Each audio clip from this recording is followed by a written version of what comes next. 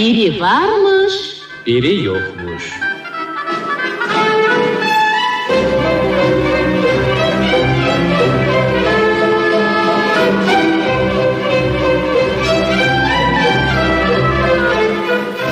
Mənim nənəm yoxdur.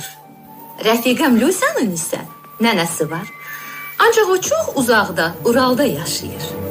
Biz nənələri olan uşaqlara həmişə paxıllıq edirdik. Elə oldu ki, biz də özümüzə nənə tapdıq.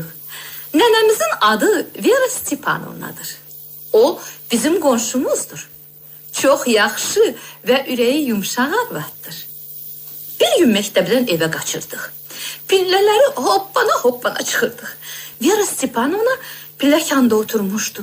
Bizi görəcək dedi. Qızlar, mənim ayağıma neysə olub. Sürüşüb yıxıldım. İndi isə ayağımı yerə basa bilmirəm. Bəlkə ağrıyır. Biz onu evinə getirdik. Otağını açdıq. O stulda əyləşdi. Daha tərpənə bilmədi. Lusa dedi. Təcili həkim çağırmaq lazımdır. Doğrudur. Vera Stepanovna əllərini yerlədi. Lazım deyil. Keçib gedəcək. Biz razı olmadıq. Yox, ayaqla zarafat etmək olmaz. Mütləq həkim çağırmaq lazımdır. Biz dəhlizdəki telefona tərəf qaçdıq. Birdən dayanıb fikirləşdik. Kim zəng vursun? Bizə inanmayacaqlar. Deyəcəklər ki, qızlar, şıltaqlıq etməyin. Tez dəstəyi yerinə qoyun. Mən dəstəyi götürdüm, ancaq nədənsə qorxdum. Ürək etmədim. Dedim, Lusa, sən zəng et. Səsin yoğundur. Lusa dəstəyi götürdü. Təcili yardımdır. Bizdə bədbəxt hadisə üz verib. Bəli. Bəlkə də qıçı sınıb. Qoca Petrova Vera Stepanovna. Ev nömrə 5, mənzil 15. Çox sağ olun. Lusa dəstəyi qoydu. Bu da təcili yardım. O bunu elə sakit dedi ki, sanki peşəsi təcili yardım çağırmaq idi. Mən qışqırdım. Vera Stepanovna, çağırdıq, indi gələr. Qoca narahat tərzdə dilləndi. Çox nahaq yerə. Gəlib deyəcəklər indi ki, tək yaşayırsan, gedək xəstəxanaya. Mən isə ömrümdə xəstəxanaya düşməmişəm. Xəstəxanaya? Bəs indi nə edək? Qocanı yatağına uzatmışdıq ki, zəng çalındı. Gələn həkim idi. O uzun boy bir kişi idi. Həkim Vera Stepanovna'nın ayağını yoxladı. Mən Lusanı dəhlizə çağırdım. Lusa, bilirsən, gəl Vera Stepanovna'nı xəstəxanaya verməyək. Necə verməyək? Deyə Lusa təəccübləndi.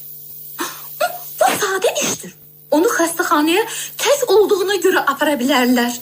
Tək olmasa aparmazlar. Başa düşürsənmi? Hiçbir şey başa düşmürəm. Gəl deyək ki, güya biz Vera Stepanovna'nın nəvəsiyik. Nəhayət, Lusa hamısını başa düşdü. Yaxşı, mən razıyam. Biz içəri keçdik. Lusa Vera Stepanovna'nın yanına qaçdı, yastığını düzəltdi. Mən isə otağı süpürdüm. Biz dipçəkləri də suladıq. Həkim nədənsə çeşməyini qaldırdı və bizə baxdı. Yəqin otağı yığışdırmağımız onun xoşuna gəlmişdi. Bu deyəsən Vera Stepanovna'nı da sevindirmişdi. Ancaq o məətəl qalmışdı. Birdən həkim narazı səslə dedi. Başa düşmürəm ki, sizin necə nəvələriniz var? Onlar deyəsən sizin yanınızda həkim olduğunu bilmirlər. Ura! O dedi ki, necə nəvələriniz var? Deməli, həkim belə düşünür ki, Vera Stepanovna tək deyil. Lusa dedi. Bağışlayın doktor. Biz otağı yığıştırmağa tələsirdik.